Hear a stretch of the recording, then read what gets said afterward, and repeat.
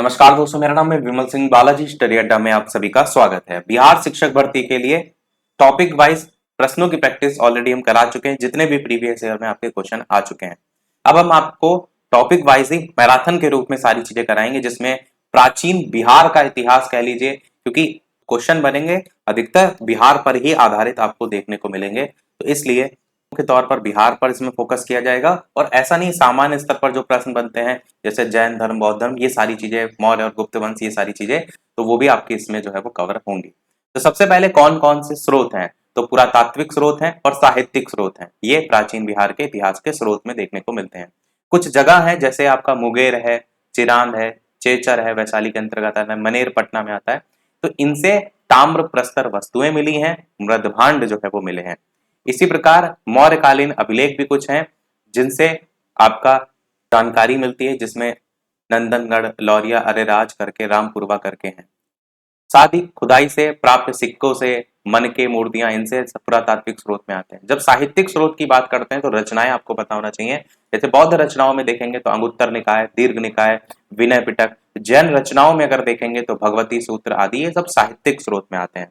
Megasthenes की indica भी आपकी इसमें आती है। जिसके अलावा फाहियान, इत्सिंग, ह्वेनसांग, ये सब चीनी यात्री आए थे, तो इनसे भी साहित्यिक स्रोत से जानकारी मिलती है। और कौटिल्य के अर्थशास्त्र से, उसके स्थानीय लोग जो लेखक थे उनके स्रोत से प्राचीन बिहार के इतिहास की जानकारी मिलती है। जब बात की जाती है पाषाण काल की, तो इसमें सबसे प्रमुख रूप से आखेटक, जो तीर चलाना, ये सब शिकार वगैरह करते थे ना, वो और खाद्य को संग्रह करना, ये पूरा पाषाण काल की मुख्य विशेषता थी। अगर दक्षिण बिहार की बात करें तो वहां पर मुंगेर और नालंदा से क्या मिला था, बड़े और खुरदुरे पत्थर के कुल्हाड़ी, चाकू, खुरपी, ये सब आपको देखने को दक्षिण बिहार से मिला था। ये अवशेष लगभग 1 लाख ईसा पूर्व तक के जो है वो थे। मध्य पाषाण की बात करते हैं तो इसमें मानव आखेटक, खाद्य संग्राहक और पशुपालक इसमें भी था। इसमें जो सबसे ज्यादा इंपॉर्टेंट था वो था पहला पालतू पशु कुत्ता को जो है वो बनाया गया था। ये चीज पूछी जाती है। अवशेष लगभग 40,000 से 10,000 ईसा पूर्व तक के थे। एक पॉइंट ये याद रख सकते हैं, दक्षिण बिहार में मुंगेर से छोटे आकार के तेज धार वाले औजार भी प्राप्त हुए हैं। नवपाषाण काल की बात करते हैं तो इसमें मानव क्या था, खाद्य उत्पादक के रूप में हुआ था, मतलब खुद ही उगाने लगा था। और चिरांद सारण में पड़ता है, चेचर वैशाली में, मनेर पटना में, सनवार रोहतास में, यही 4 नाम ऊपर भी देखने को मिले थे। इनसे पत्थर और हड्डियों के औजार मिले हैं। तो जब मोहनजोदड़ो, हड़प्पा की बात करते हैं तो वहां से तो क्वेश्चन आते हैं, पर जब बिहार का पेपर दे रहे हैं तो इन जगहों से भी तो क्वेश्चन बनेंगे। इसके साथ साथ गुफा चित्र कहां से मिले, तो कैमूर की पहाड़ियां, नवादा और जमुई से गुफा चित्र जो है वो प्राप्त हुए हैं। और ये अवशेष लगभग 2500 ईसा पूर्व के। नवपाषाण काल के बाद देखने को मिलता है ताम्रपाषाण काल। इसमें आप देखेंगे तो यही सेम जगह यहाँ भी दे रखी है, इनसे भी ताम्रपाषाण काल के अवशेष मिले। तो ये जगह जो आप देख रहे हैं लगभग सभी में कॉमन है, तो इनको जरूर ध्यान रखिएगा। इसमें ताम्र उपयोग के प्रमाण मिले, इसीलिए नाम इसका ताम्रपाषाण युग पड़ गया। और 1000 ईसा पूर्व के ये अवशेष है। वैदिक काल की बात करते हैं तो आर्यों द्वारा स्थापित सभ्यता को वैदिक सभ्यता कहा गया है, क्योंकि इस सभ्यता का इतिहास वेदों पर आधारित था। अब वैदिक सभ्यता 2 भागों में बटी है, एक पूर्व वैदिक काल, एक उत्तर वैदिक काल। पूर्व वैदिक काल का समय 1500 से 1000 ईसा पूर्व, और उत्तर वैदिक का 1000 से 600 ईसा पूर्व। सबसे ज्यादा जो पूछा जाने वाला क्वेश्चन है वो उत्तर वैदिक काल से है कि आर्यों का विस्तार किस नदी के तट तक बिहार के क्षेत्र में था, तो गंगा नदी के, गंडक नदी जो है उसके तट तक बिहार के क्षेत्र में था, गंडक नदी। और पूर्व वैदिक जो देखेंगे वो आपका विस्तार बिहार क्षेत्र में था ही नहीं, तो केवल उत्तर वैदिक काल का विस्तार देखने को मिलता है। बिहार के अगर बात करते हैं भौगोलिक क्षेत्र की पहली चर्चा कहां से देखने को मिलती है, तो सतपथ ब्राह्मण से देखने को जो है वो मिलती है। इसमें चर्चा, बिहार की चर्चा विदेह के रूप में की गई है, जो कि तिरहुत मिथिला क्षेत्र को दर्शाता है। ऋग्वेद में बिहार को कीकट और व्रात्य शब्द से संबोधित जो है वो आपका किया गया है। वाराह पुराण में कीकट को अपवित्र प्रदेश भी जो है वो कहा गया है। फिर बात करते हैं महाजनपद काल की। महाजनपद काल में 16 टोटल महाजनपद देखने को मिलते हैं, जिसमें 3 महाजनपद का विस्तार बेसिकली बिहार क्षेत्र में था। वो कौन कौन से थे, जरूर याद रखना है आपको। पहला आपका वज्जी या लिच्छवी है, दूसरा आपका मगध है, और तीसरा आपका जो है अंग है। तो ये 3 आपको महाजनपद की जब बात होती है तो ये 3 महाजनपद का उल्लेख बिहार में था, ये पता होना चाहिए। और जो 16 महाजनपद हैं इनका उल्लेख कहां से मिलता है, अंगुत्तर निकाय और भगवती सूत्र से जो है वो मिलता है। अब वज्जी लिच्छवी में वैशाली मुजफ्फरपुर क्षेत्र आता था, मगध में पटना गया नालंदा क्षेत्र आता था, अंग में भागलपुर मुंगेर क्षेत्र आता था। अब इन्हीं के बारे में भी लिखा है। जैसे पहला वज्जी लिच्छवी की बात करते हैं तो वज्जी संघ 8 राज्यों का संघ था जिसमें 8 जनपद दिए गए हैं। वज्जी संघ का सबसे प्रसिद्ध लिच्छवी जो है वो जनपद था, इस चीज को ध्यान रखिएगा, सबसे प्रसिद्ध जनपद लिच्छवी था। लिच्छवी की राजधानी क्या थी? तो राजधानी बहुत पूछी जाती है, तो वैशाली जो है वो थी। वैशाली नगर की स्थापना किसने की थी? तो राजा विशाल ने जो है वो वैशाली नगर की स्थापना की थी। लिच्छवी के अलावा मिथिला के विदेह हैं, कुंडग्राम के ज्ञात्रक वज्जी संघ के प्रमुख जनपद थे। वज्जी संघ लिच्छवी को विश्व के प्रथम गणतंत्र की संज्ञा भी दी गई है। इस पॉइंट को भी वन लाइनर के तौर पर पूछा जा सकता है। फिर अगले महाजनपद की बात करते हैं, मगध महाजनपद। 3 महाजनपद हैं, एक वज्जी वाला है, फिर मगध वाला है, फिर अंग की बात करेंगे। तो मगध महाजनपद की अगर बात करें तो सबसे शक्तिशाली अगर आपसे पूछा जाए तो कौन सा महाजनपद? मगध, हर दृष्टि से सबसे शक्तिशाली है ये। उसके बाद पूछा जाने वाला सबसे ज्यादा क्वेश्चन, मगध की प्रारंभिक राजधानी, बहुत ज्यादा ये क्वेश्चन पूछा जाता है। तो गिरिब्रज या राजगृह थी मगध की प्रारंभिक राजधानी। ये 5 पहाड़ियों से घिरा हुआ नगर था। अगर बात करते हैं मगध का विस्तार कहां कहां था, तो मुख्यतः पटना से गया क्षेत्र में विस्तार देखने को मिलता है। मगध और अंग महाजनपद का वर्णन सबसे पहले कौन से वेद में मिलता है? ये भी वेरी वेरी इंपॉर्टेंट पॉइंट, तो अथर्व वेद में जो है वो मिलता है। ये मगध महाजनपद सबसे ज्यादा इंपॉर्टेंट है, एक एक लाइन इसकी आपको रटी होनी चाहिए। उसके बाद बात करते हैं अगला महाजनपद, अंग महाजनपद। अंग महाजनपद का विस्तार कहां से कहां तक था? तो इसका विस्तार भागलपुर और मुंगेर के क्षेत्र में जो है आपको देखने को मिलता है। अंग महाजनपद की राजधानी क्या थी? तो चंपा जो है इसकी राजधानी थी। अंग के अंतिम शासक ब्रह्मदत्त को हराकर मगध शासक बिंबिसार ने अंग को मगध में मिला लिया था। ये एक पॉइंट भी इसमें याद रख सकते हैं।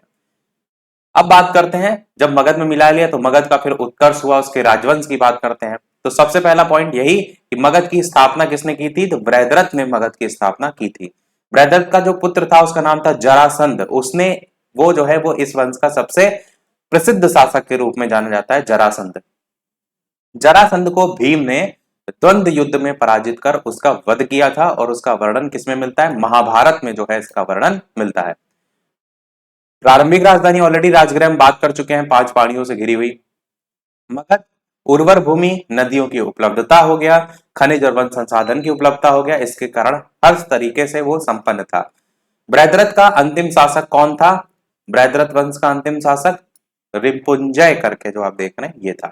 ये हमारा मगध वाला सिस्टम खत्म हुआ, यानी महाजनपद खत्म हुआ। अब यहां से स्टार्ट होगा हर्यक वंश। हर्यक वंश से सबसे पहला ज्यादा क्वेश्चन पूछा जाने वाला कि इसकी स्थापना किसने की थी? तो इसकी स्थापना बिंबिसार ने जो है वो की थी। कब की थी? 544 ईसा पूर्व में की थी, और बिंबिसार को ही वास्तविक संस्थापक के रूप में भी जाना जाता है। मगध का वास्तविक संस्थापक भी जाना जाता है। बिंबिसार ने विवाह नीति के द्वारा साम्राज्य विस्तार का प्रश्रय दिया था। उसकी पहली पत्नी कौन थी? कौशल देवी, कौशल की राजकुमारी थी, और इस विवाह से दहेज में काशी का क्षेत्र जो है वो मिल गया था। तरीका अच्छा था, बिहाव कर लो और राज्य हड़प लो। अगला उसकी दूसरी पत्नी जिसका नाम था चेलना, चेलना चेलना दूसरी पत्नी, ये लिच्छवी के राजा चेटक की जो है वो पुत्री थी। और तीसरी पत्नी क्षेमा थी जो कि पंजाब के मद्र की राजकुमारी थी।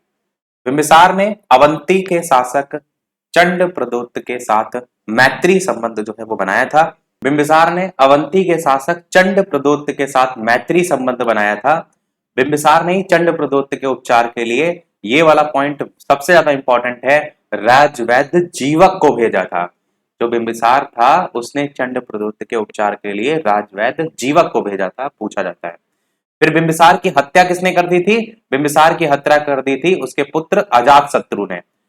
अजातशत्रु जो है वो बिंबिसार के बाद हर्यक वंश का जो है वो बाद में शासक बना था। तो वही चीज मैंने आपको बताई थी स्टार्टिंग में कि हम यहाँ पर बिहार को भी लेकर के चल रहे हैं और नॉर्मल जो जीके जीएस वाला पोर्शन है वो भी आपका शामिल है।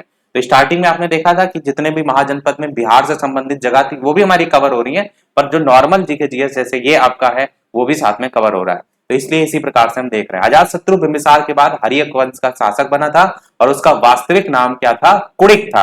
ये कई क्वेश्चन पेपर में पूछा जा चुका है कि अजातशत्रु का वास्तविक नाम क्या था, तो कुणिक जो है इसका वास्तविक नाम था और हर्यक वंश का बाद में शासक बना था। बिंबिसार और कौशल देवी की मृत्यु जब हो गई थी तो उस कौशल के राजा प्रसेनजीत ने काशी वापस ले लिया था, जिस कारण से प्रसेनजीत का संघर्ष अजातशत्रु से हुआ था। बाद में अजातशत्रु ने प्रसेनजीत को हरा करके काशी पर अधिकार वापस ले लिया था। ये काशी उसने कहाँ जीती थी? शादी करके जीती थी। ये देखिए, कौशल देवी से जो शादी की थी तब उसे काशी मिल गया था। पर ये काशी लड़ने के लिए कौन आया था? ये लड़ने आया प्रसेनजीत, पर हार गया था उल्टा, तो फिर कोई मतलब नहीं बना। बाद में फिर एक और उसका विवाह हुआ। बाद में अजातशत्रु का विवाह प्रसेनजीत जिसको हराया उसकी पुत्री वाजिरा से भी विवाह हुआ। चौथा ये इसका विवाह है। अजातशत्रु ने वज्जी संघ और मल्लों को भी हराया था। और अजातशत्रु प्रारंभ में तो जैन धर्म को मानता था, बाद में उसने बौद्ध धर्म को अपना लिया था।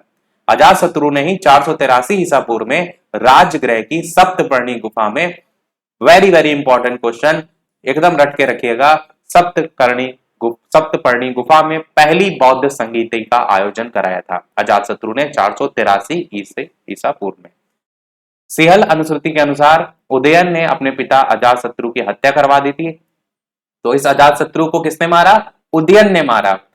उदयन या उदयन ने अपनी राजधानी फिर कहां ट्रांसफर कर ली थी? इस बात को अवश्य याद रखिएगा। तो राजगृह से इसने ट्रांसफर कर ली थी पाटलिपुत्र। गंगा, सोन और गंडक के संगम तट पर जो है इसने स्थानांतरित कर ली थी। पाटलिपुत्र जो है उसका वर्तमान में नाम पटना है, तो यही आपका राजधानी इसने ट्रांसफर कर ली थी उदयन ने। उदयन के भी 3 पुत्र थे, अनिरुद्ध, मुंडक और नागदशक। तो सबसे जो याद रखने वाला पॉइंट है वो है नागदशक, क्योंकि नागदशक इस वंश का अंतिम शासक था। कौन से वंश का? हर्यक वंश का, क्योंकि हम स्टार्टिंग से हर्यक वंश की बात यहां पर कर रहे हैं। स्थापना की थी बिंबिसार ने, उसके बाद आया था अजातशत्रु, अजातशत्रु के बाद आया उदयन, और उदयन के बाद सबसे लास्ट में आया नागदशक। ये क्रम याद रखिएगा। अब बात करते हैं शिशुनाग वंश की। वीडियो सभी लोग लाइक और शेयर जरूर करते रहिएगा। हम पूरी कोशिश कर रहे हैं हर वो बेहतर से बेहतर चीज आपको करा सकें जो आपके एग्जाम में हेल्प करे। तो लगातार हमारी कोशिश आपके लिए अच्छी से अच्छी सारी चीजें लाने की, बस लाइक और शेयर जरूर करते रहिएगा जो भी लोग वीडियो से जुड़ते जा रहे हैं। शिशुनाग वंश की बात करते हैं। 412 से 344 ईसा पूर्व तक समय था। शिशुनाग ने ही हर्यक वंश की जगह शिशुनाग वंश की स्थापना की थी। इससे पहले हर्यक वंश था ना, तो उसकी जगह शिशुनाग वंश की स्थापना किसने की थी? शिशुनाग ने की थी। शिशुनाग ने किसको राजधानी बनाया? राजधानी बहुत पूछी जाती है, इसीलिए मैंने कहा जरूर ध्यान रखिएगा, वैशाली को राजधानी जो है वो बनाया था। उन्होंने किसको बनाया था? इससे पहले पाटलिपुत्र को बनाया था, अब इन्होंने वैशाली को बना लिया। शिशुनाग ने अवंती के राजा अवंती वर्धन को हराकर अवंती को मगध में मिला लिया था। इसके अलावा शिशुनाग ने ही वत्स और कौशाम्बी को भी मगध में मिला लिया था। तो इसने सभी जो साम्राज्य थे उनको जीता था। शिशुनाग की जब मृत्यु हो गई उसके बाद कौन आया? काला शोक आया, वो मगध का शासक के रूप में बना। पुराणों में से क्या कहते हैं? काकवर्ण कहा जाता है। काला शोक के समय मगध की राजधानी इसने वापस से पाटलिपुत्र ट्रांसफर कर दी। इन्होंने वैशाली को बनाया था ना शिशुनाग ने, तो इन्होंने कहा नहीं भैया जो पहले थी वही ठीक है, तो इन्होंने वापस से पाटलिपुत्र को राजधानी बना दिया। अब इनके टाइम में जो सबसे महत्वपूर्ण काम हुआ, जहां से क्वेश्चन पूछता ही जाता है, वो है दूसरी बौद्ध संगीति। काला शोक ने 383 ईसा पूर्व में वैशाली में दूसरी बौद्ध संगीति का आयोजन किया। इस बात को आपको भूलना बिल्कुल भी नहीं है। एक चीज देखेंगे कि राजधानी वैशाली थी पहले, तो इसने भी जो बौद्ध संगीति की है वो वैशाली में ही की है, और इस बौद्ध संगीति के बाद इसने राजधानी वापस से पाटलिपुत्र की है। इस चीज को समझ में आपको आ रहा होगा। काला शोक की मृत्यु जब हो गई तो उसके 10 पुत्रों ने शासन चलाया था, परंतु आपको जो पूछा जाएगा वो ये पूछा जाएगा कि शिशुनाग वंश का अंतिम शासक कौन? तो नंदीवर्धन था। अब इसमें कितने हमने शासक देखे? सबसे पहले शिशुनाग, उसके बाद देखा काला शोक, और काला शोक के बाद नंदीवर्धन। 3 आपको याद रखने हैं। बात करते हैं अब हम नंदवंश की। नंदवंश का सबसे पहले यही पूछा जाता है कि स्थापना किसने की नंदवंश की? तो महापद्म नंद ने जो है वो की थी। महापद्म नंद ने एकराट अथवा एक छत्र की उपाधि धारण की थी। पाली ग्रंथों में महापद्म नंद को क्या कहा गया है? उग्रसेन की संज्ञा दी गई है। पुराणों में से क्या कहा गया है? परशुराम का दूसरा अवतार बताया गया है। तो कई बार ऐसे क्वेश्चन बन जाते हैं कि पुराणों में परशुराम का दूसरा अवतार किसको संज्ञा दी गई है? तो महापद्म नंद को। महापद्म नंद ने पांचाल, इक्ष्वाकु, काशी, अस्मक, कलिंग, मैथिल आदि राज्य को पराजित कर मगध साम्राज्य का बहुत ज्यादा विस्तार किया था, और सर्वाधिक विस्तार महापद्म नंद के समय में ही मगध का हुआ था। क्वेश्चन ये भी तो बन सकता है, बिल्कुल बन सकता है। व्याकरण के महान विद्वान पाणिनि जो थे, इनका नाम आप सभी ने सुन रखा होगा, ये महापद्म नंद के समकालीन थे। फिर सबसे ज्यादा जो पूछा जाने वाला क्वेश्चन है वो आपका क्या है? वो है इस वंश का अंतिम शासक। तो नंद वंश का अंतिम शासक कौन? धनानंद। घनानंद के समय ही यूनानी शासक सिकंदर ने भारत पर आक्रमण किया था। कब किया था? 326 ईसा पूर्व में किया था। नंद वंश जो है वो बहुत ही फला फूला था, मतलब आर्थिक दृष्टि से देखे जाए, सैन्य दृष्टि से, तो इस सैन्य शक्ति के डर से ही सिकंदर की सेना ने व्यास नदी पार ही नहीं किया था। उसने मना कर दिया था व्यास नदी को पार करने से। घनानंद जो है इसने अपने दरबार में विद्वान चाणक्य जो था उसने हेल्प की थी। किसकी हेल्प की थी? चंद्रगुप्त मौर्य की हेल्प की थी। किसको हराने में? घनानंद को हराने में। नंद वंश के अंतिम शासक घनानंद को हराने में चाणक्य ने जो है वो हेल्प की थी चंद्रगुप्त मौर्य की, और चंद्रगुप्त मौर्य की सहायता से ही घनानंद की हत्या करवाई थी। अगर आपने देख रखा है चंद्रगुप्त मौर्य के संदर्भ में थोड़ा भी बहुत, तो आपको पता होगा कि इन्होंने अपना अपमान का बदला लिया था और कहा था जब तक मैं तुम्हें नहीं हरा लूंगा, जब तक मैं अपनी जो शिखा है, चोटी है, उसको नहीं बांधूंगा। इस तरीके से इन्होंने कुछ डायलॉग मारा था। नंद वंश के पतन के बाद फिर चंद्रगुप्त मौर्य के नेतृत्व में मौर्य वंश की स्थापना हुई। इसके बाद कौन आ गया? मौर्य वंश आ गया। मौर्य वंश की अब बात करते हैं। मौर्य वंश में सबसे पहला पूछा जाने वाला क्वेश्चन कि 321 से 184 ईसा पूर्व इसका समय, और जिसमें चंद्रगुप्त मौर्य का जो समय था वो 321 से 298 ईसा पूर्व तक रहा था।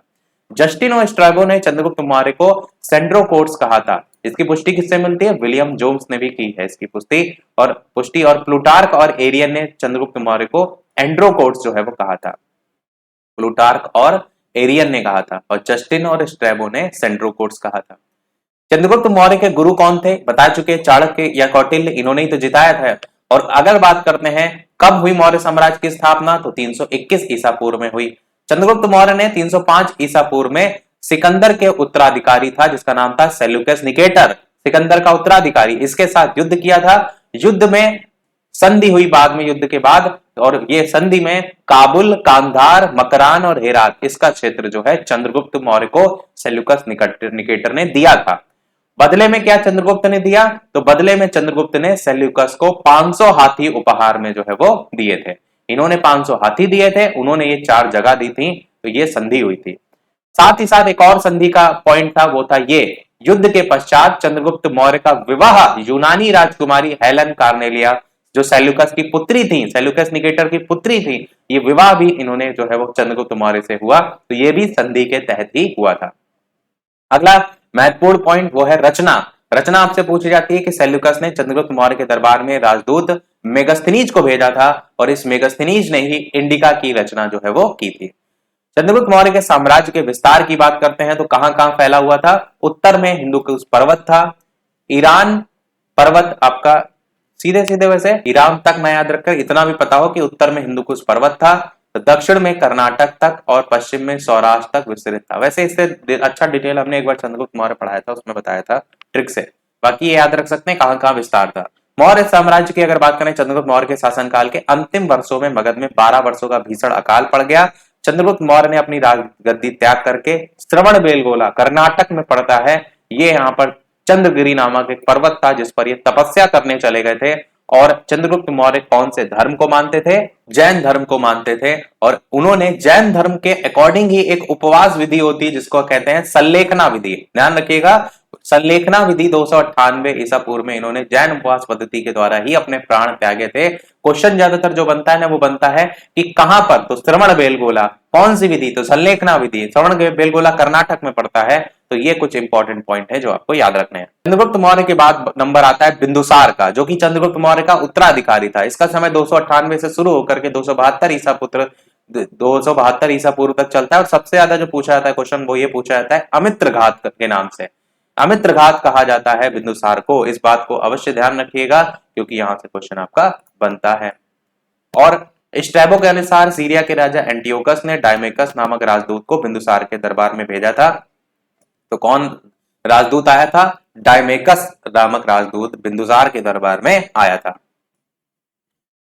बिंदुसार के दरबार में मिस्र के राजा टॉलमी फिलाडेल्फस ने डायनोसियस नामक राजदूत भेजा था। बिंदुसार ने तक्षशिला में हुए विद्रोह को दबाने के लिए अपने पुत्र अशोक को भेजा था, और बिंदुसार आजीवक संप्रदाय का अनुयायी भी था। तो बिंदुसार का पुत्र कौन? अशोक। तो इसने तक्षशिला में विद्रोह को दबाने के लिए अशोक को भेजा था। फिर इसके बाद इसका पुत्र का नंबर आता है, वो है अशोक, जो कि सबसे ज्यादा इंपॉर्टेंट है। 269 से लेकर 232 ईसा पूर्व, बिंदुसार की मृत्यु के 4 साल बाद अशोक ने मौर्य वंश की गद्दी पर बैठा था। इससे पहले वो उज्जैन का राज्यपाल हुआ करता था।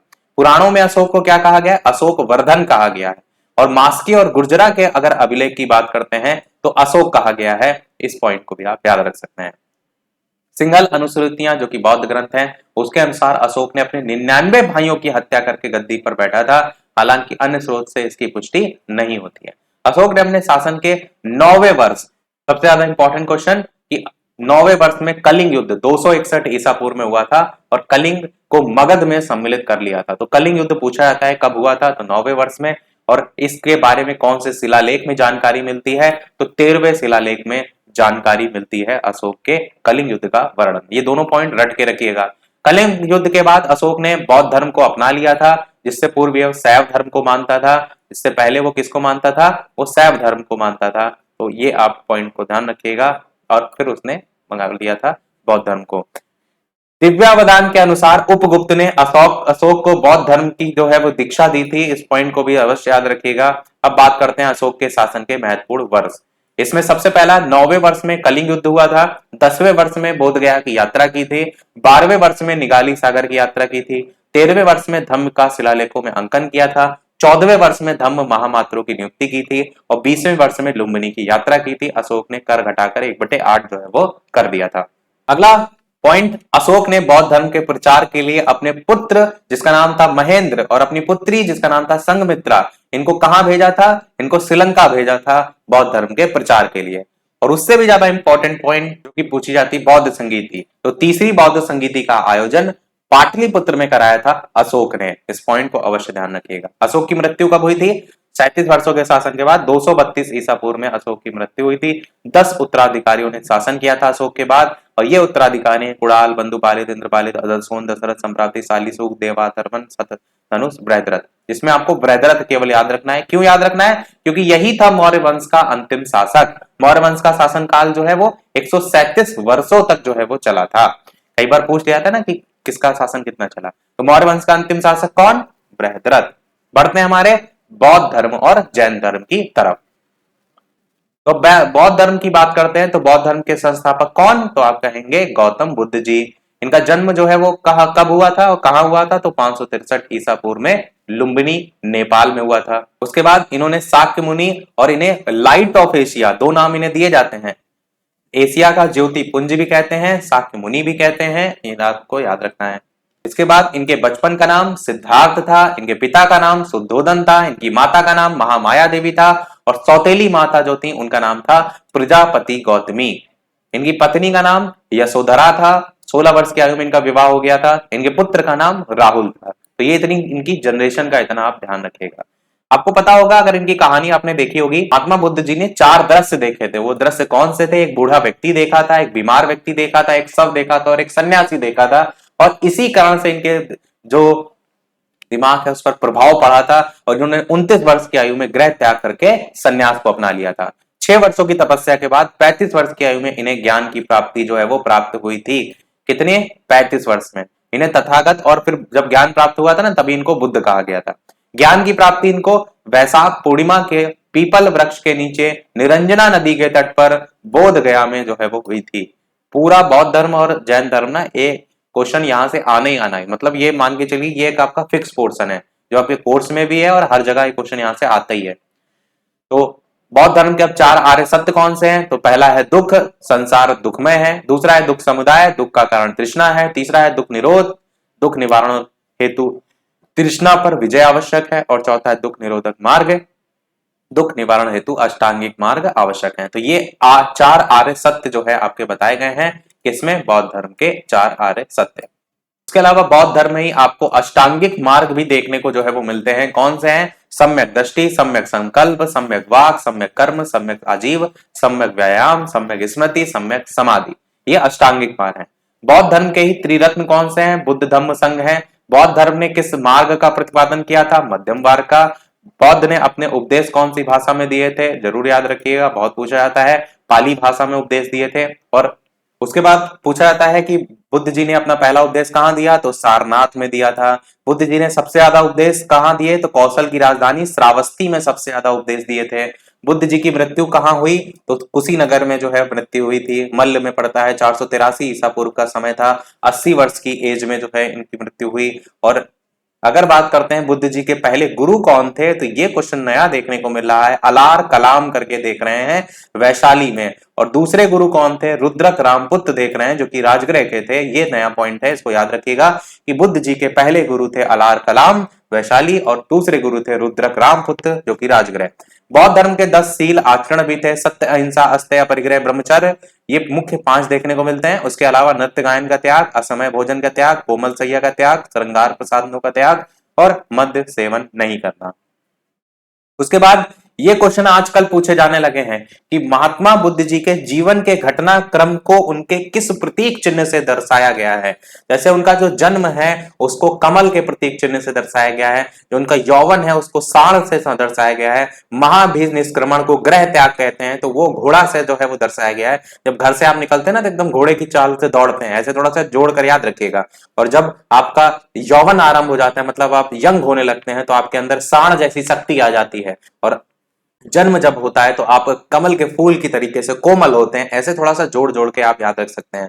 और संबोधि यानी ज्ञान की प्राप्ति तो हुई थी, पीपल बोधि वृक्ष तो याद हो जाएगा। महान परिनिर्वाण या मृत्यु की बात करते हैं तो पद चिन्ह या स्तूप, कहते हैं ना कि जब आपकी मृत्यु हो जाती है तो आपके जो काम होते हैं वो बोलते हैं, तो आपका जो पद चिन्ह होते हैं वो बोलते हैं। और धर्म चक्र प्रवर्तन पहला उपदेश, ये जो है आपका इसका प्रतीक चिन्ह चक्र। ये भी जरूर ध्यान रखिएगा कि ग्रह जो महाभिनिष्क्रमण है इसको ग्रह त्याग कहते हैं, महापरिनिर्वाण को मृत्यु के संदर्भ में दर्शाते हैं और धर्म चक्र प्रवर्तन को पहले उपदेश के संदर्भ में, ये भी पूछा जाता है। उसके बाद हुई थी चौथी बौद्ध संगीति। इस चौथी बौद्ध संगीति में जो सबसे खास हुआ वो था दो समर्थक या दो भागों में आप कह सकते हैं बौद्ध धर्म बढ़ गया था। और वो कौन से 2 भाग थे, एक था हीनयान और एक था महायान। हीनयान में परिवर्तन विरोधी था और महायान में परिवर्तन समर्थक था। 8वीं सदी में बौद्ध धर्म के आडंबर वाले जो शाखा थी वो वज्रयान, इसका विकास हुआ था 8वीं सदी में। उसके बाद बात करते हैं बौद्ध धर्म के त्रिपिटक। 3 देखने को मिलते हैं, सुत्त पिटक, विनय पिटक, अभिधम्म पिटक। सुत्त पिटक में क्या था, तो इसमें बुद्ध जी के उपदेशों का संकलन किया गया था। सबसे बृहद पिटक अगर पूछा जाएगा तो यही आपको देखने को मिलता है कि जिसका संकलन किसने किया था, तो आनंद जी ने जो है वो किया था इसका संकलन। सुत्त पिटक बुद्ध जी के उपदेशों का संकलन था। विनय पिटक में क्या था, संघ जी के नियमों का संकलन था। नियम जो थे वो विनय में आते हैं। तो सबसे लघुत्तम पिटक अगर आपसे पूछेगा तो कौन सा था, जिसका संकलन किसने किया था, उपाली ने किया था। तीसरा था अभिधम्म पिटक, बुद्ध जी के दार्शनिक विचारों का संकलन था इसमें अभिधम्म पिटक में। और इस पिटक का संकलन मोगली पुत्र तिस्स ने किया था। बौद्ध संगीति भी तो हुई थी इसके टाइम में। तो ये 3 आपको ध्यान रखने हैं, इसमें उपदेशों को लेकर के बात है, विनय पिटक में नियमों को लेकर के बात है, अभिधम्म पिटक में दार्शनिक विचारों को लेकर के बात है। अगला क्वेश्चन देखते हैं, अगला पॉइंट देखते हैं कि बौद्ध संगीति चारों एक साथ देख लेते हैं कौन सी कब हुई थी। ये तो आपको मैंने ट्रिक बताई है, देखिए कैसे है। आजा अजातशत्रु, राजा राजगृह, महाराजा महाकश्यप। आजा राजा महाराजा पहली लाइन, फिर है वैश्या वैशाली, सबका सबाकामी और काल से कालाशोक। वैश्या सबका काल, आजा राजा महाराजा, वैश्या सबका काल। आगे पटाओ, पटाओ से पाटलिपुत्र, मत, मत से मोगली पुत्र तिस्स, आशिक तो आशोक, तो पटाओ मत आशिक। उसके बाद कुंवर, कु से कुंडलवन, और वाह कुंवर में आता है वर, वाह से आपका वसुमित्र, और कंगाल में का से कनिष्क हो जाएगा। तो पूरी क्या बनेगी ट्रिक कि आजा राजा महाराजा, वैश्या सबका काल, पटाओ मत आसे, कुंवर जी कंगाल। ये चारों बौद्ध संगीति की ट्रिक है। अब पहली बौद्ध संगीति हुई थी 483 ईसा पूर्व में, दूसरी हुई थी 383 ईसा पूर्व में, तीसरी हुई थी 251 ईसा पूर्व में, और चौथी हुई थी ईस्वी की प्रथम शताब्दी में। कहां हुई थी तो हम ट्रिक से ही देख चुके हैं। पहली बौद्ध संगीति में सुत्त पिटक विनय पिटक की रचना हुई थी, दूसरी में महासंघिक और स्थविर के रूप में विभाजन हुआ था, तीसरी में अभिधम्म पिटक का संकलन हुआ था। देखिए सुत्त और विनय पहले आ गया था, अभिधम्म तीसरी में आकर के आया था, और इन्होंने ही तो किया था। यही तो मैंने अभी बताया कि मोगली पुत्र तिस्स इन्होंने ही किया था और इन्हीं का ही नाम बौद्ध संगीति में भी आता है। और चौथी बौद्ध संगीति में हीनयान महायान का विभाजन हुआ है। तो ये कुछ पॉइंट है जिनको आपको याद रखना है कि इनसे भी क्वेश्चन आपसे बन सकता है। और ये चारों बौद्ध संगीति रटी होनी चाहिए, क्वेश्चन बनता है। चलिए देखते हैं अगला कि बौद्ध धर्म का परम लक्ष्य क्या है। तो निर्वाण की प्राप्ति बौद्ध धर्म का परम लक्ष्य है। बुद्ध जी के पुनर्जन्म की कथा कहां से मिलती है, जातक कथाओं से बुद्ध जी के पुनर्जन्म की जो जानकारी है वो मिलती है, कथा मिलती है। चैत्य बौद्ध धर्म का पूजा घर हुआ करता था, स्तूप बौद्ध धर्म के पवित्र अवशेषों का संग्रहण स्थल था, और विहार जो है वो बौद्ध भिक्षुओं का निवास स्थान था। ये 3 पॉइंट है। जैन धर्म की अब बात करते हैं, बौद्ध धर्म हो गया हमारा कंप्लीट। जैन धर्म पर बढ़ने से पहले जो भी लोग वीडियो से जुड़ते जा रहे हैं, अगर वीडियो अच्छा लगे तो लाइक शेयर जरूर करते रहिएगा। जैन धर्म की बात करते हैं। जैन धर्म के संस्थापक कौन? तो ऋषभ देव थे। जैन धर्म के पहले तीर्थंकर के रूप में जाने जाते हैं। इन्होंने उन्हें इन्हीं को जो है आदिनाथ और वृषभनाथ इस नाम से भी जाना जाता है। ये जो संस्थापक है, इसमें कई लोग महावीर स्वामी लगा देते हैं, इस बात को ध्यान रखिएगा। जैन धर्म में कुल कितने तीर्थंकर हुए? तो कुल 24 तीर्थंकर जो है वो हुए। 23वें तीर्थंकर कौन थे? तो पार्श्वनाथ थे। इनका जन्म कहाँ हुआ था? काशी में हुआ था। इनके पिता का नाम अश्वसेन काशी के राजा थे। ज्ञान की प्राप्ति इनको सम्मेद पर्वत पर हुई थी। ये थोड़ा सा डिफरेंट पॉइंट है, याद रखिएगा। इन्होंने 4 महाव्रत की शिक्षा दी थी। कौन कौन से 4 महाव्रत थे? तो एक आपका था सत्य, एक था आपका अहिंसा, एक था अस्तेय और एक था परिग्रह। आप देख रहे हैं इसमें ब्रह्मचर्य नहीं आ रहा है। क्यों नहीं आ रहा है? क्योंकि वो बाद में आया था। बात करते हैं महावीर स्वामी जी के बारे में। तो महावीर स्वामी जी जो है वो जैन धर्म के अंतिम और 24वें तीर्थंकर जो है वो थे। अगर बात करते हैं महावीर स्वामी जी, जो उनको जैन धर्म का वास्तविक संस्थापक के रूप में, अब देखिए यहां पर अगर वास्तविक वर्ड जुड़ जाता है तो आपका आंसर बदल जाएगा। वैसे तो संस्थापक ऋषभ देव जो है उन्हीं को माना जाता है, परंतु अगर आपका वास्तविक वर्ड जुड़ जाता है तब आप जा सकते हैं महावीर स्वामी जी के साथ। जन्म कहाँ हुआ था? कुंडग्राम वैशाली में जन्म हुआ था। कब हुआ था? 540 ईसा पूर्व में हुआ था। कुछ जगह 499 भी दिया रहता है, ये भी बताया गया है। इनके पिता का नाम क्या था? सिद्धार्थ था, ज्ञात्रक कुल के प्रधान थे। माता का नाम क्या था? त्रिशला था, लिच्छवी गणराज्य की राजकुमारी थी। पत्नी का नाम क्या था? यशोदा था। पुत्री का नाम क्या था? प्रियदर्शनी या अनोजा था। जामाता या दामाद का नाम क्या था? तो जामाली था या जमाली था, दोनों ही नाम है। कई लोगों को महात्मा बुद्ध जी और महावीर स्वामी जी के माता पिता इन सब में कंफ्यूज होती है, तो आप थोड़ा सा कहानी बनाकर जोड़ सकते हैं। जैसे महावीर स्वामी जी के आप कह सकते हैं पिताजी बहुत सीधे साधे थे, माता थोड़ी सी गुस्सैल थी, तो पिता सीधे साधे से सिद्धार्थ हो जाएगा है। अब माता थोड़ी गुस्सैल थी तो त्रिशूल लेकर दौड़ा लेती, तो त्रिशला माता जी का नाम हो जाएगा। पर इनकी पत्नी बहुत जो है यशोदा माता की जैसे थी, तो यशोदा याद रखेंगे। और पत्नी अगर यशोदा जैसी होंगी तो पुत्री भी भैया प्रिय होगी सबको, तो प्रियदर्शनी इनकी पुत्री का नाम है। ऐसे करके थोड़ा सा जोड़ लीजिएगा ताकि कंफ्यूज पेपर में ना हो।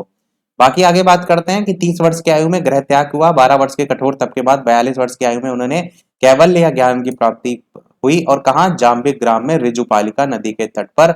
इस बात को तो सपने में भी मत भूलिएगा, ऋजुपालिका नदी के तट पर साल वृक्ष के नीचे, क्योंकि ये पॉइंट पूछा जाता है आपसे। 30 वर्ष की आयु में ग्रह त्याग किया था इन्होंने।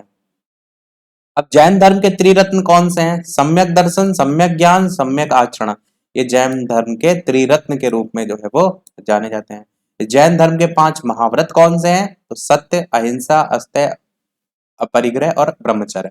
अब यही चीज मैंने अभी बात की थी कि जो 5वां ब्रह्मचर्य है ना, वो नहीं आया था, 23वें तीर्थंकर ने वो नहीं दिया था। वो 5वां महाव्रत जो ब्रह्मचर्य था वो महावीर स्वामी द्वारा दिया गया। बाकी कुछ नाम दिए गए जैसे अनेकांतवादी, स्यादवाद या सप्तभंगी ज्ञान, जो है वो सिद्धांत का संबंध कौन से धर्म से है? जैन धर्म से।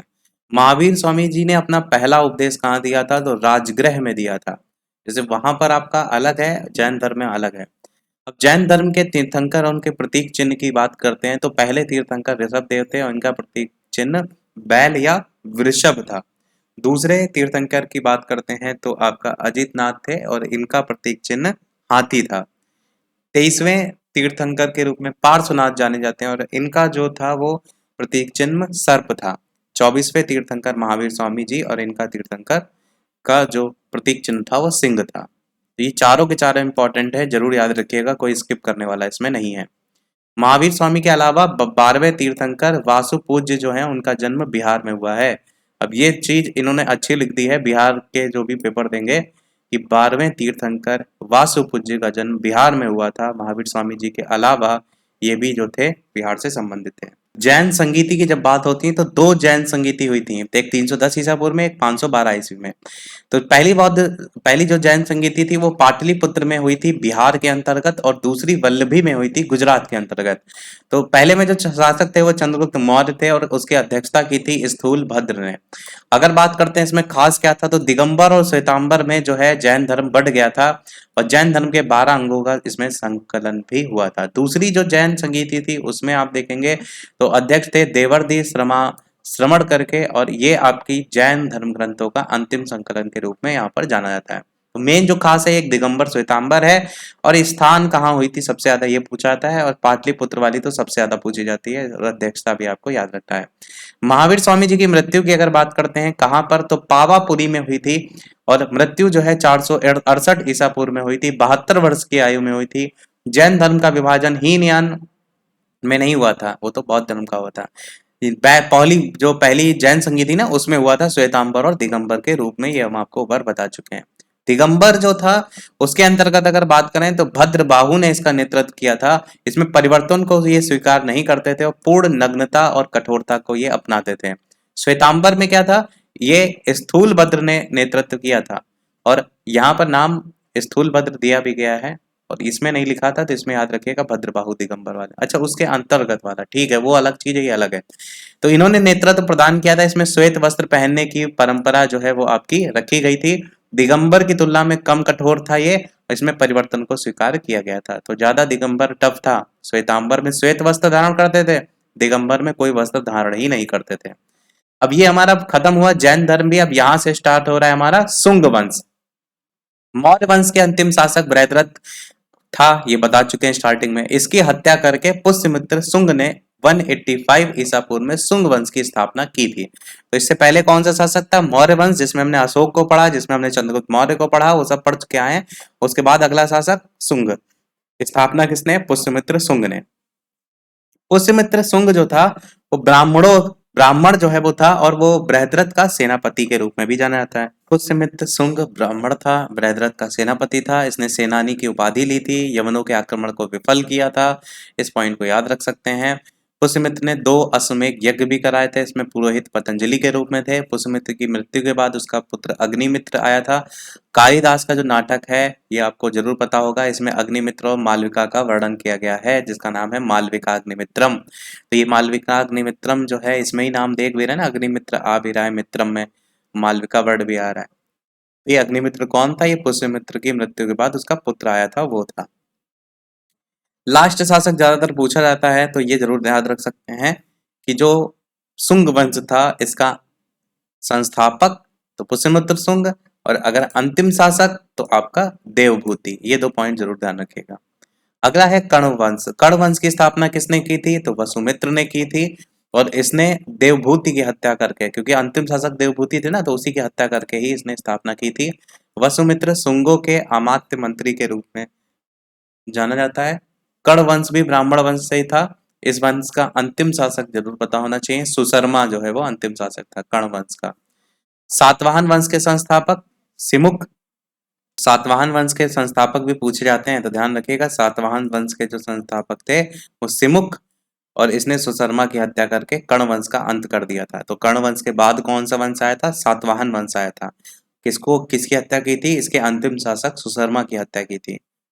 उसके बाद बात करते हैं कुषाण वंश की। भारत आने वाले विदेशियों में सबसे अंतिम कौन थे, ये क्वेश्चन पूछा जाता है। तो कुषाण जो है वो भारत आने वाले विदेशियों में सबसे अंतिम थे।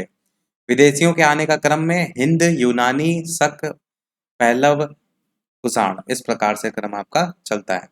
कुषाण जो है चीन के यूची या तोखरी जाति से संबंधित थे। कुषाण वंश के संस्थापक थे कुजुल कडफिसेस करके, तो ये आप याद रखिएगा।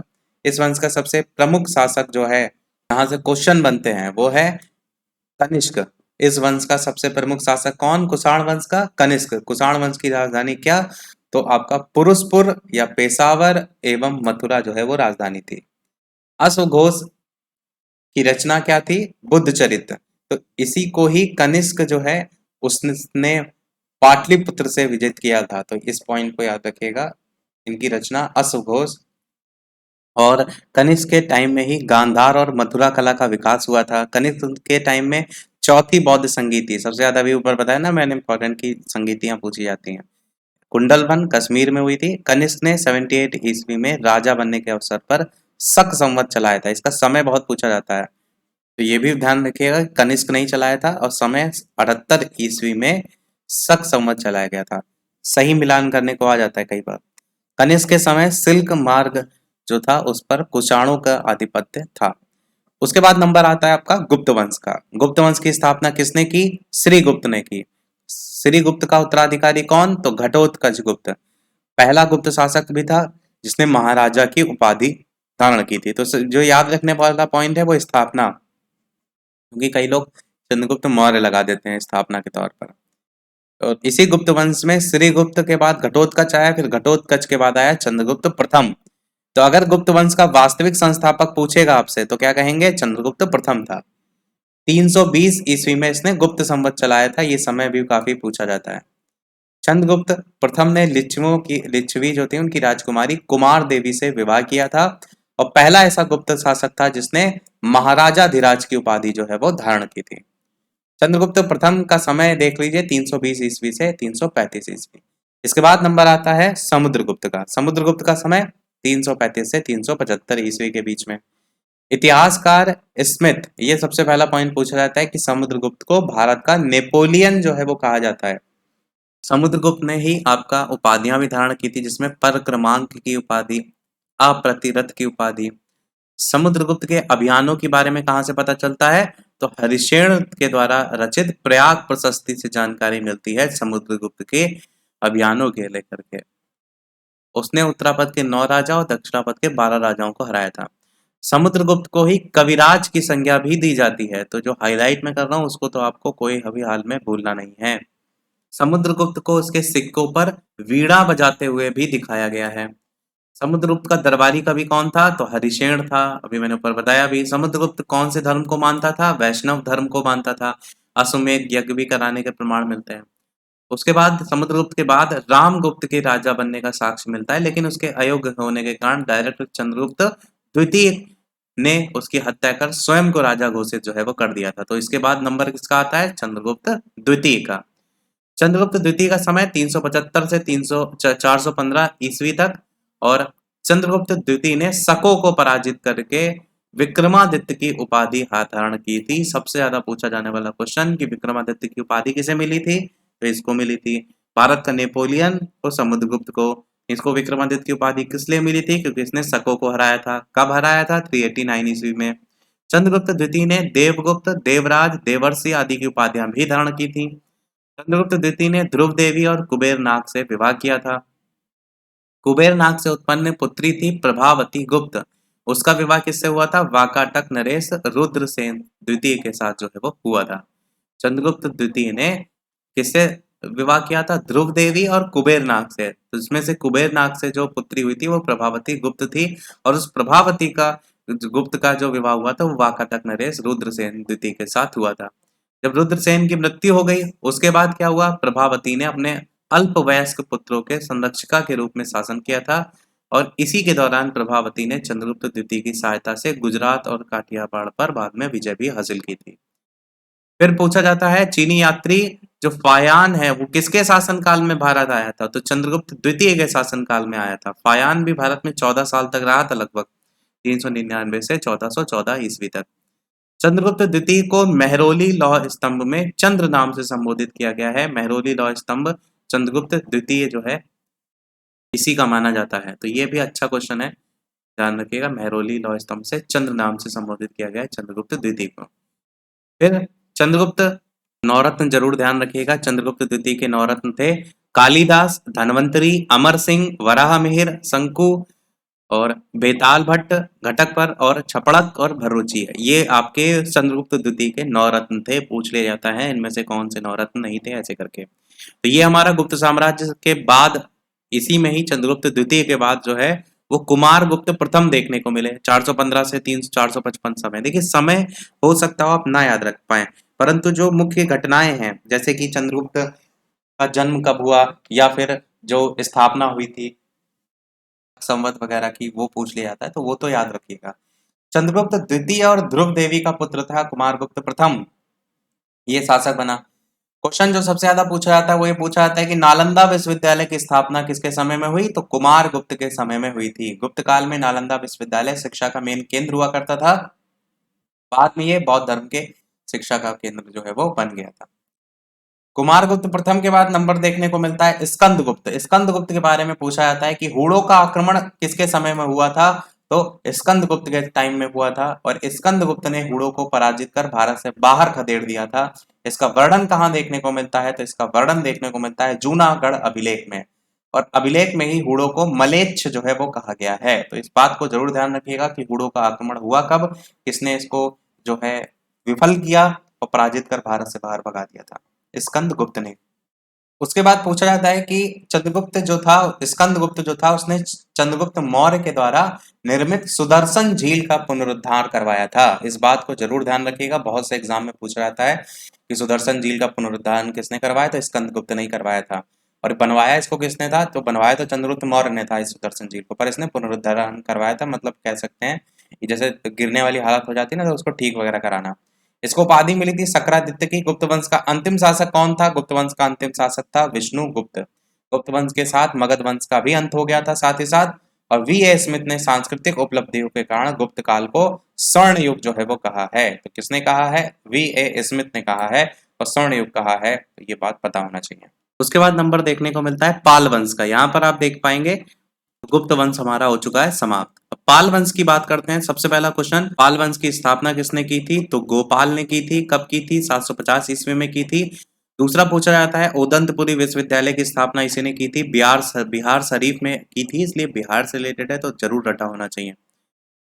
पाल वंश का ही सबसे शक्तिशाली शासक कौन था, धर्मपाल था। ध्यान रखिएगा, स्थापना गोपाल ने की थी पर सबसे शक्तिशाली धर्मपाल था। उससे भी ज्यादा पूछा जाने वाला क्वेश्चन कि विक्रमशिला विश्वविद्यालय की स्थापना कब और किसने की थी, कब नहीं किसने की थी, तो धर्मपाल ने की थी। और कहाँ की थी, भागलपुर में की थी।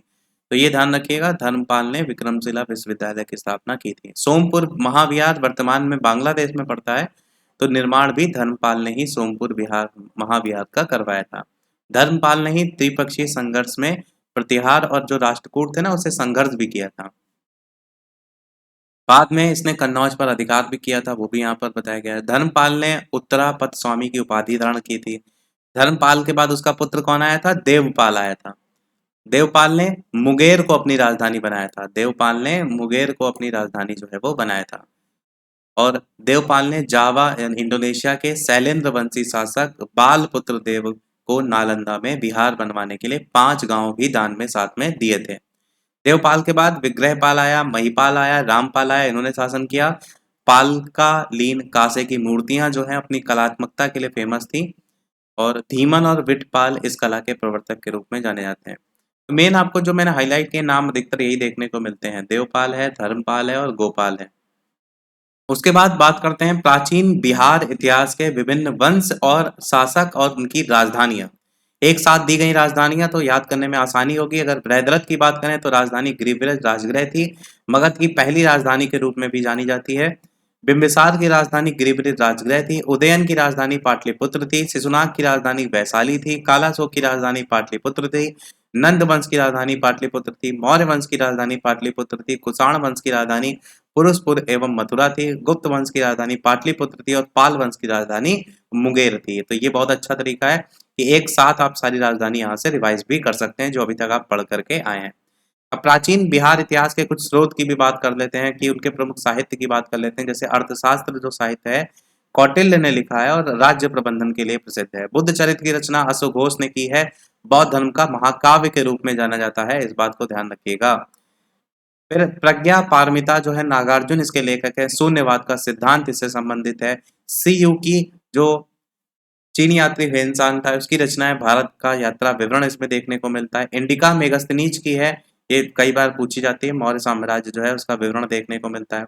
मिलिंद पन्हो नागसेन की है, इसमें बैक्टीरियन जो शासक थे मिनांडर और नागसेन के वार्तालाप इसका संग्रह किया गया है। ललित विस्तार में बुद्ध की लीलाओं का वर्णन है। महावंश में श्रीलंका के राजाओं का वर्णन है और जातक कथा है। ये आपसे पूछा जाता है तो बुद्ध के पुनर्जन्म की कहानियों को लेकर बात इसमें की गई है। ये हमारा पूरा का पूरा जो प्राचीन भारत का इतिहास था वो समाप्त हुआ। मध्यकालीन जो इतिहास है इसको हम अलग से पढ़ेंगे। मध्यकालीन इतिहास इतना बड़ा नहीं है, परंतु जो आधुनिक कालीन इतिहास है वो सबसे ज्यादा बड़ा है, तो उसको हम भी देखेंगे आगे। बाकी वीडियो को समाप्त करने से पहले एक ना एक प्रश्न हम आपसे भी पूछते हैं। तो इस वीडियो का आपके लिए प्रश्न है जो कि बिहार स्पेशल से हम पूछ रहे हैं। आपको बताना है कि बिहार में प्रमंडल की टोटल संख्या कितनी है। आपको पता है कि इसी लेवल पर आपके सेंटर वगैरह भी बनाए जा रहे हैं। बाकी बिहार स्पेशल हम पढ़ा चुके हैं, इसकी पीडीएफ भी टेलीग्राम पर भेज चुके हैं। वो नहीं डाउनलोड किए वो डाउनलोड कर लीजिएगा टेलीग्राम चैनल से। इसके अलावा वीडियो पसंद आए तो लाइक शेयर सब्सक्राइब अवश्य कीजिएगा। और अगर इन्हीं के ही प्रश्नों की प्रैक्टिस करनी है ना, तो वो अलग से प्लेलिस्ट में मिल जाएगी, जहां पर हम इन्हीं सब टॉपिक वाइज प्राचीन भारत, मध्यकालीन भारत, इनके टॉपिक वाइज जितने भी प्रीवियस ईयर हुए हैं वो ऑलरेडी अलग से करा चुके हैं, तो वो भी आप देख सकते हैं। आज के वीडियो में इतना ही रखते हैं, फिर मिलते हैं अगले वीडियो में। तब तक के लिए सभी को नमस्कार, जय हिंद।